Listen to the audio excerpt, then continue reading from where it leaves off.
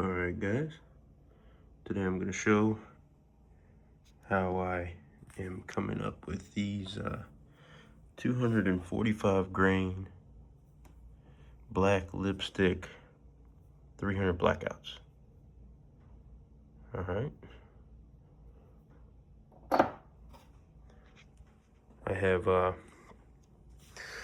I've been collecting 300 blackout brass. I was given quite a bit, and all of these I have sized, cut, cleaned, deprimed, trimmed.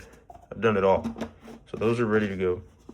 So I take those, take my primer there, and I'm using the small rifle primers from CCI.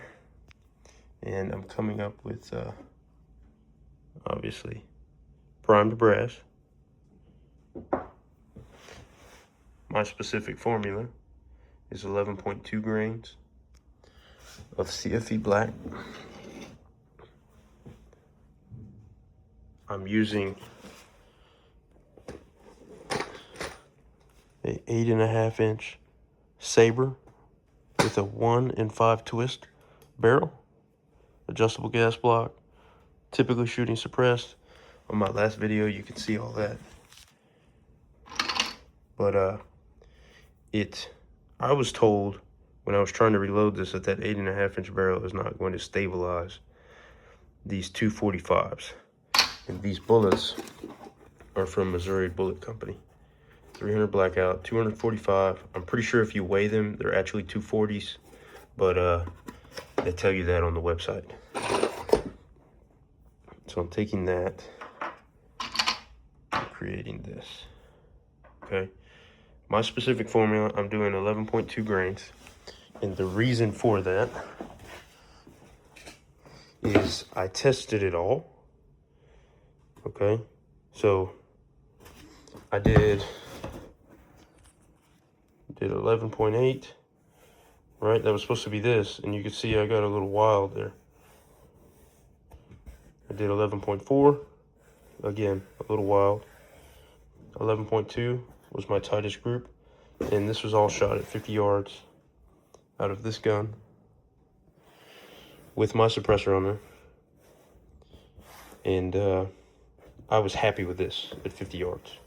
This was with a scope, a 10 power Trichicon, just for, you know, testing purposes and making sure that I could get as accurate of a shot as I could. And this is what I ended up with. So I'm happy with that out of my Sabre, PSA Sabre. So I stuck with that formula. Now, on my caliber, here's what I'm following, guys. 11.2 CFE black, 245 grains, 2.2 case overall length, excuse me. That is what I came up with to feed reliably in my gun. Every one of them is going to be a little over, a little under that 2.2, but that's good enough for me. If you wanted to perfect that on yours, please do. But it cycles good, it works great on mine. I'm not going to change it. I'm doing, you know, one by one. I seed it a little, stop, spin it, seed it all the way.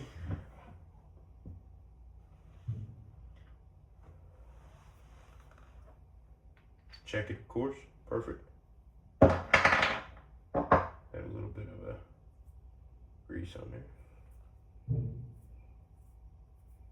But that's good to me. Check length. See, a little under, but again, good enough for me. I'll take it. And a box comes with 250 rounds. I think you could get 500 if you wanted when you're checking out, or you can order as many 250 round boxes as you want. I was still sampling everything, but I love Missouri Bullet Co. It's just powder coated lead, it's all it is. But I love it, it tumbles. I have show you what it did. Hopefully you can see that. It tumbled. it just boomerangs and turns into a buzzsaw whenever it hits something, because I'm pretty sure that barrel is just long enough, and that the spinning rate on there, 1 and 5, the twist rates is just enough to stabilize it. Again, my pictures, you can see that nothing that I shot ovaled. Everything's a perfect circle, I'd say. I don't think anything started to tumble, but once it hits something, it does start to tumble. All right, guys, this is why I started using CFE Black over IMR 4227, okay? So originally, for my gun, I had loaded IMR 4227. I loaded a bunch of them thinking that I had it down, I had the FPS right, and I did not put it on paper, but I didn't account for what this load could do, okay?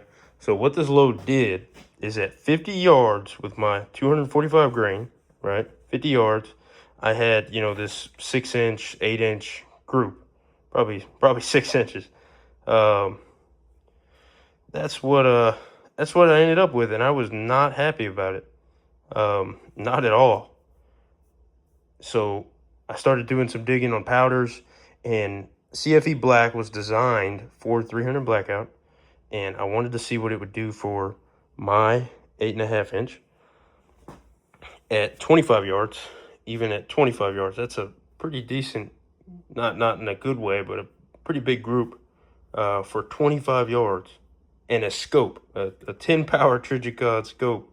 I think I should be a little bit more accurate with that out of a hand load. These were factory rounds that I shot, supersonic, 120 grain SIG, sour, 190 grain factory, or I'm sorry, that was out of a bolt action. So those are my bullets out of a bolt action, better group, longer barrel. This is factory 190 grain sub X, good group, but my hand loads all over the place. So beyond this, I have my IMRs, but with 190 grain sub X bullets, okay? So I wanted to load these myself as well, not factory bullets. When you see 190 grain sub X, these are bullets that I bought and loaded myself, okay? So IMR, again, all over the place, not very happy. CFE, I was playing with it, the CFE Black, okay? So this was 11.2 grains, 11.7, 11.3. This is a good group. This is a decent group. These are all 4 shots. Okay, this one is 5, but these are all 4 shots. So 2 shots there. I think either 2 shots here or another one went in there. Again, good group at 11.2, 11.4, good group, 1, 2, 3, 4. This one had 5 shots as well, 11.8. I think that goes down here with these guys. These are more IMRs. I think I dropped the rest of the box of my IMRs, so I just put them all on this target, and you can see my spread there. 11.6 is what I ended up going with, just because of the FPS. It was like 950, 950 out of an 8.5 inch barrel, and I wanted it to still be subsonic if I was shooting it out of a 16-inch barrel. So I did 11.6. I could have done 11.2. I'm really happy with this group. It just would have been a little slower than I wanted. So I ended up going with 11.6 on the 190 grain sub X. On the 245 grains, let me show you that while we're doing this. I had 11.2. That's 4 shots. This was 1, 2, I think 3, and one of these was 4. And then I had my 1, 2, 3, 4 for 11.4. So not happy with this. Not happy with this. 11.2 was the sweet spot. So I went with 11.2 grains. Again, 50 yards, but this is the 245 grain. So guys, that basically sums everything up. That's about my 245s. And if y'all have any questions, please let me know. I'm still figuring it all out. Still trying to learn as I go. But let me know.